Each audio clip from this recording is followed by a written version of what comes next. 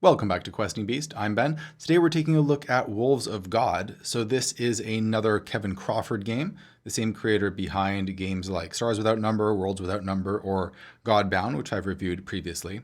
The twist here is that this is set in a fictional Dark Ages universe, so very low magic. It emulates historical fiction pretty well, although there are some elements of real magic in there, which I suppose you can keep in or tone down, depending on how historically realistic you would like it to be. This is the deluxe offset print edition, so it's very fancy. It has this gold leaf on the front, kind of a fake leatherette binding. It may or may not be available at the time that this video goes out, but the print on demand and PDF versions will of course still be available. All of those links are in the description below. Before we get started, this episode is brought to you by The Waking of Willoughby Hall, my recent short D&D adventure, which was just nominated for Best Adventure of the Year at the upcoming Emmy Awards, something I am extremely excited about. If you'd like to pick this up for yourself and help support the channel, links are in the description below, where you can find either the PDF or the print version, which is at the Swordfish Islands web store. Thanks so much for supporting my work. Let's get back to it. So inside the book, we first have this illustration right here, which is done by John Hodgson. I believe this is the cover of the non-special edition. It's just reproduced here inside. And let me start getting into the actual book itself. Very nice print quality, at least on this offset version. I can't really say what the print on demand version looks like. Here we have a table of contents. And what you might notice right away is that, first of all, the format of this book, at least the dimensions, are different than Kevin Crawford's other books, which are very much 8.5 by 11 inches usually. This is much smaller, and it evokes the feel of like a medieval prayer book, which is funny because that's exactly what this is going for. There is a strange little conceit, which you might think is really funny or might be annoying depending on who you are, in which the idea here is that this book is an actual medieval book that some historian has dug up. Kevin Crawford has an introduction here where he alludes to this as being this strange historical artifact that game historians recently dug up, showing that role-playing games were being played for thousands of years in England, including in the Dark Ages. So there is a monk who is basically the narrator of this whole book. A monk is talking to you, explaining the rules of this game and how his people play it. And you might find this really fun, or maybe not, depending on the tone that you like. Yeah, I found it pretty amusing. There are parts where it does make it go on a little bit in a way that's a little annoying. Sometimes it can just bog down the rules, but there are some fun Easter eggs in there that go along with that. The very first word of the book is listen, or perhaps hark, which would be the first word of Beowulf. So I think that's a little bit of a callback right there. We have all of the section titles done in these little boxes right here. And at the very beginning is just a basic history of Dark Ages England, where all of this is set, so that you get a sense of the setting. Then we're going to get more into the culture as we go on a bit further. We start off with character creation. I'm not going to go too far into the rules here because the rules are basically the same as what you're going to see in all of Kevin Crawford's other games. So if you really want to get into the rule systems, maybe watch my review of Worlds Without Number, which is going to go into that in a lot more detail. One difference here is the way that the skills are written. There are some that are, of course, appropriate for Dark Ages England, things like Pray or Reeve, which means managing land and thralls alike. Next, you're going to be building your character's past, choosing their backgrounds and their skills. There are bits of art scattered throughout this. However, very similar to what I've said before in other Kevin Crawford books, the art that I find in these books really doesn't do much for me. It's generally very bland and doesn't really evoke much in my mind in terms of my imagination when I look at them. They just kind of wash over me. I really wish some more evocative art was chosen here. Different backgrounds included things like Hunter or Reeve or Scop. So this says, every warrior at the Mead Hall table is expected to be able to at least sing a song or recite a few lines of verse, but a Scop is something special, a man skilled in countless poems and myriad mighty songs. So a bit like a bard. There's a lot of just historical references here that are going to be pretty interesting if you don't know too much about Dark Ages England, because it does get into the historical nitty-gritty. When we get to the classes, one difference here between this and other Kevin Crawford games is that instead of having a warrior, thief, and wizard archetypes, here we have a warrior, a saint, which is like a cleric, and a Galdor man, which is like a magic user.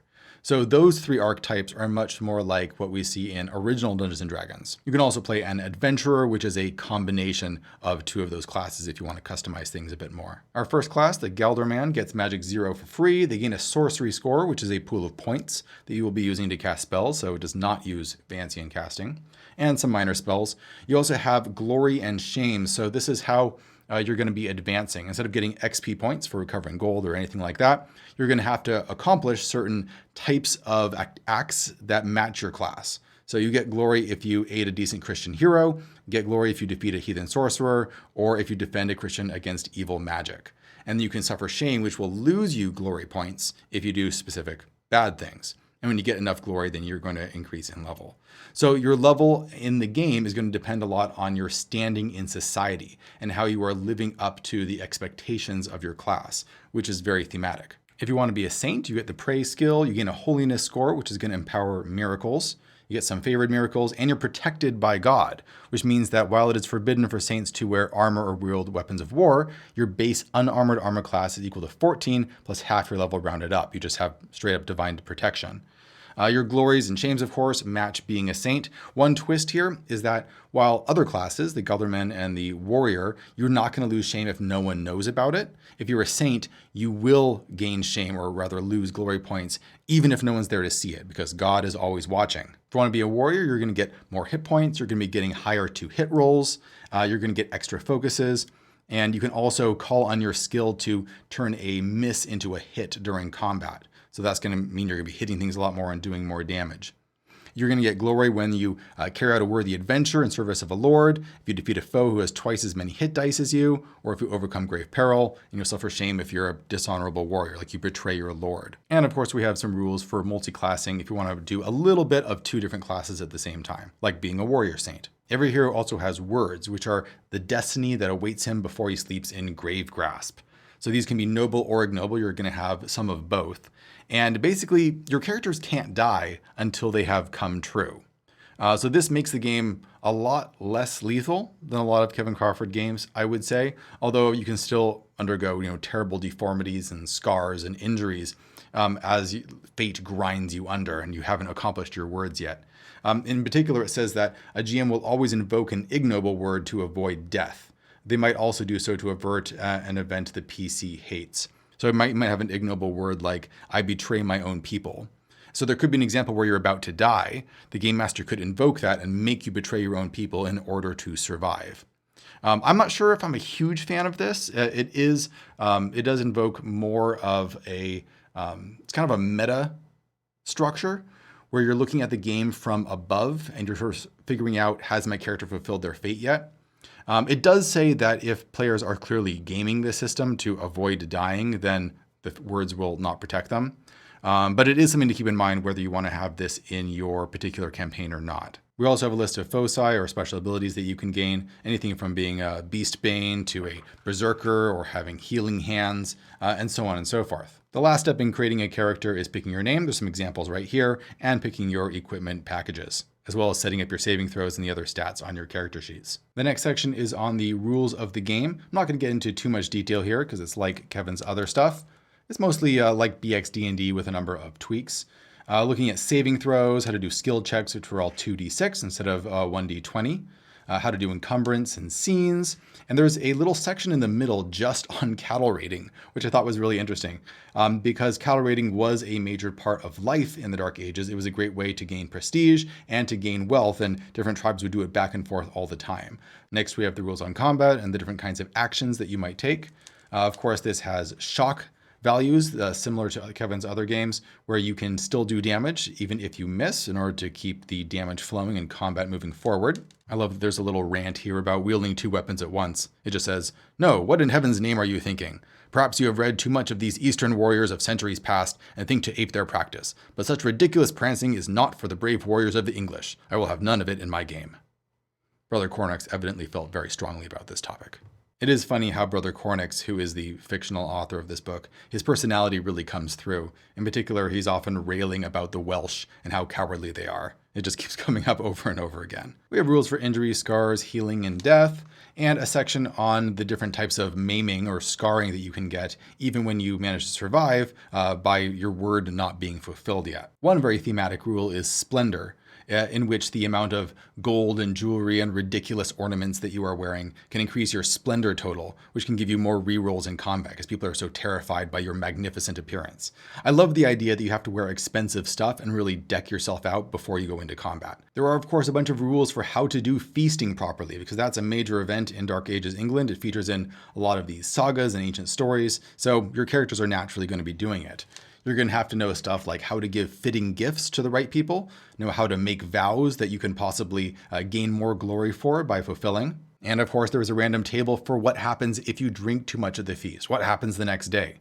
Maybe it's something great, like someone was so well pleased with you that you get a gift worth 1 splendor point from someone at the feast. Or maybe things go really badly and you said a thing that could be interpreted amiss. The hall mistress thinks you admire her beauty perhaps too much. We have some rules for preparing a feast if you are the game master, and a section on gifting and trade, because there are coins at this point in Dark Ages England. The Romans were there, but most trade is not done in coins. It's done in favors, in gifts, in trade, and things like that. We have some short rules on travel and journeying, and then a section on experience. Now, the number of glory that you have to accumulate here is less than the number of XP in previous Kevin Crawford games, but I think that's because there's also the shame system, so you can lose these glory points by doing things badly. The next section is on magic, both arcane magic, I guess you could call it, by Gelderman, and clerical magic done by saints. Both of these use point-based systems rather than anything Vancian, and they're always divided into minor, major, and great spells. So there's 3 different classes rather than having, like 9 different spell levels like you might have in D&D. Minor miracles include things like emitting bright light or glimpsing an action's outcome.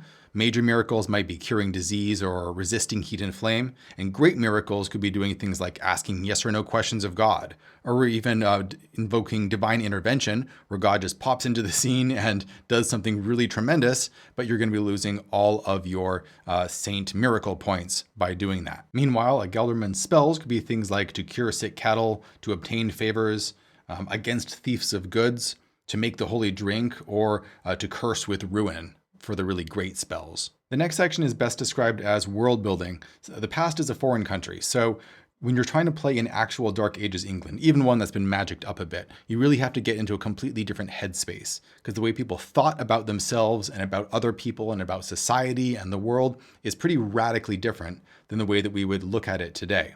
So there's a lot of acclimating to that you need to do, and this does a good job in getting you into that. So we have some basic information here. For example, friendship is magic to make men great.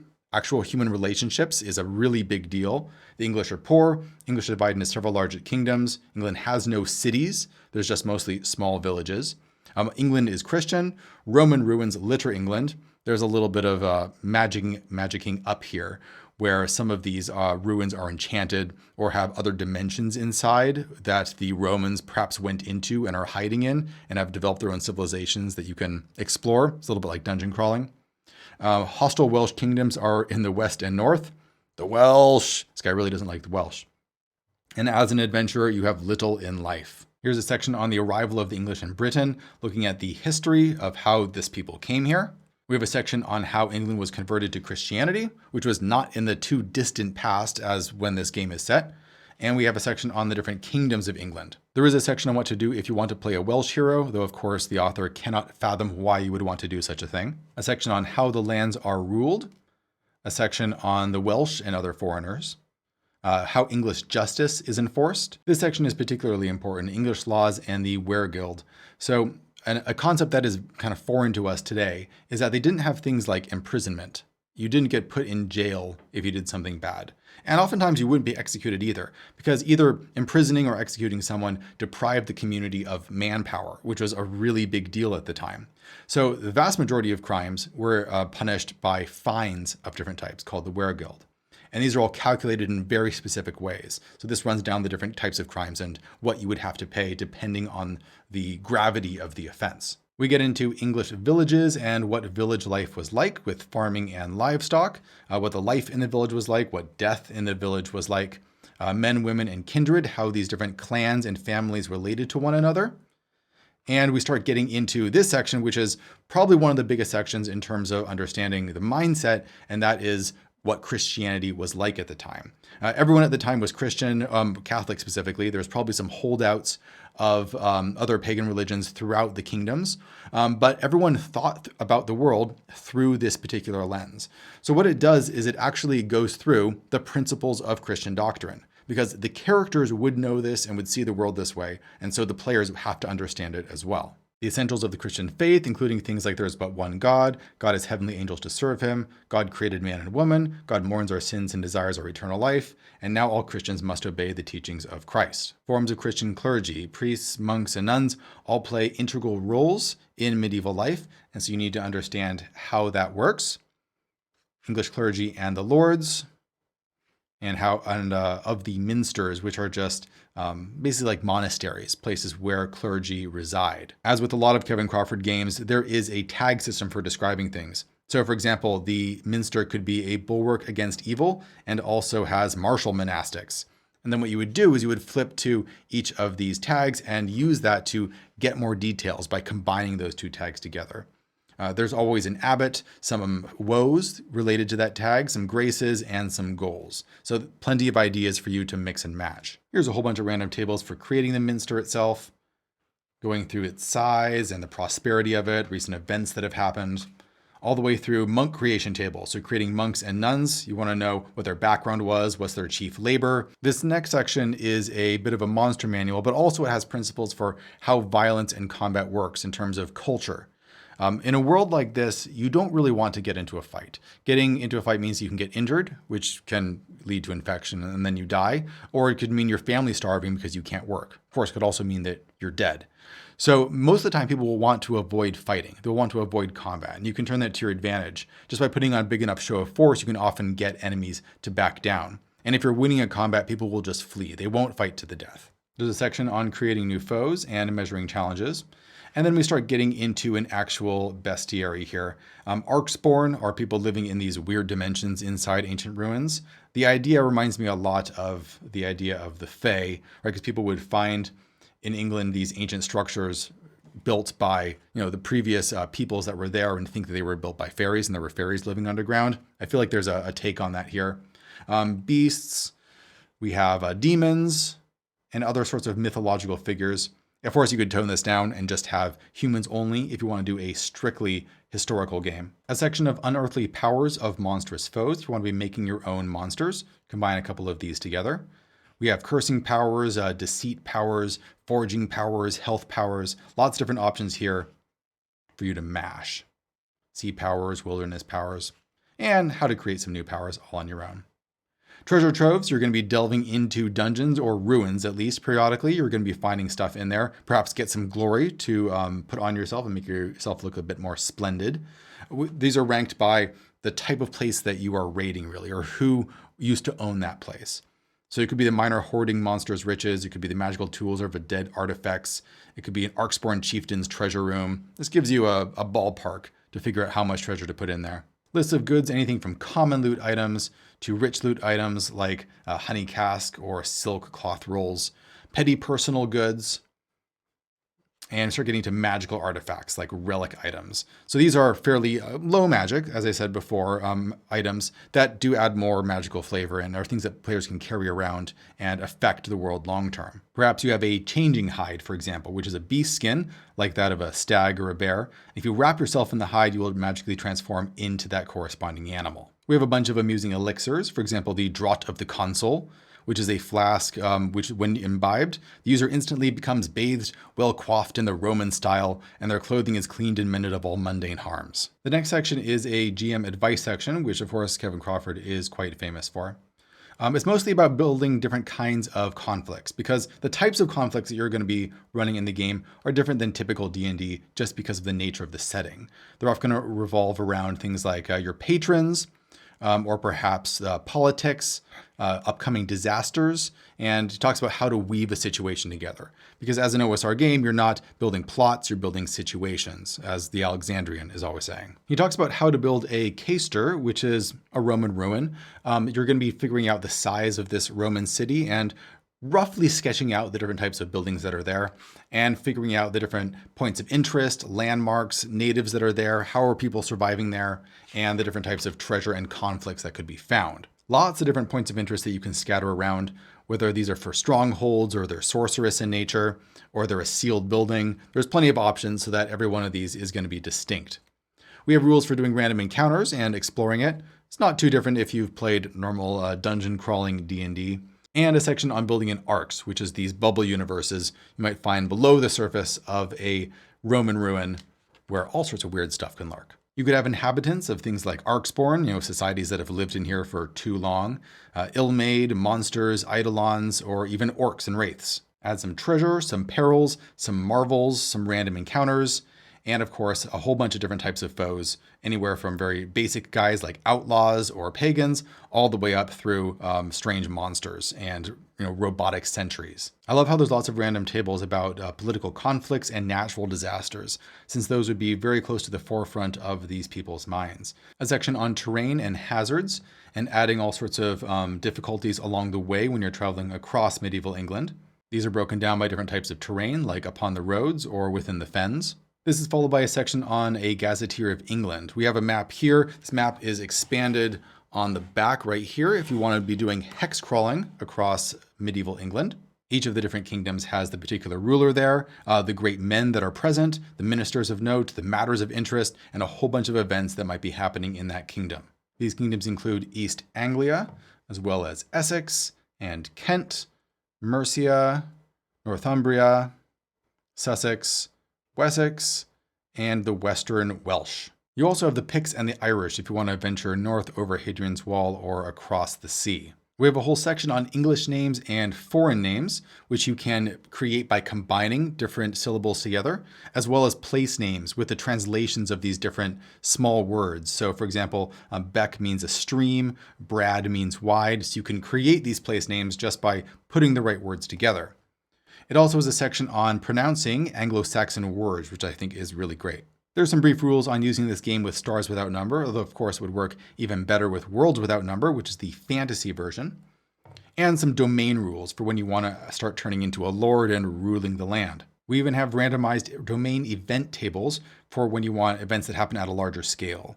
So for example, you could have this political figure, a bishop, perhaps your own, because of the PC's last adventure, does a hostile act, like is denouncing you. So by putting these together, you can come up with problems that you have to deal with. These can also be internal events that are happening within your kingdom, or even natural events, which may not be easy to deal with, at least at a direct level. Also included is rules for mass combat when you want to actually have warfare between two different villages or tribes. And we have an appendix for historical resources and books that you can read if you want to know more about this time period to make the world even more immersive for your players. And that's it for Wolves of God. There's a couple things I think it would have been nice to flesh it out even more. I would have loved to see more random tables for creating NPCs that have more detail as opposed to just their names, and perhaps for fleshing out villages as well to make those even more distinct. The tag system is used for monasteries, but I think it could be used for a whole bunch of other things. Now, that being said, games like Worlds Without Number, also by Kevin Crawford, has a lot of those tools in there. They're more fantasy themed, but you can tone that down. And there is a free edition of that, so that's really not much of an obstacle. I would pick that up and definitely use it in conjunction with this if you want to make the world even more detailed. All in all, if you are interested in Dark Ages role-playing, whether it be strictly historical or with a bit of fantasy flair, and you like the Dungeons & Dragons basic framework for role-playing, this is probably the best book of that kind to get. As I said before, links will be in the description below for where you can pick this up for yourself in PDF or in print form. And thanks for watching. I'll see you guys next time.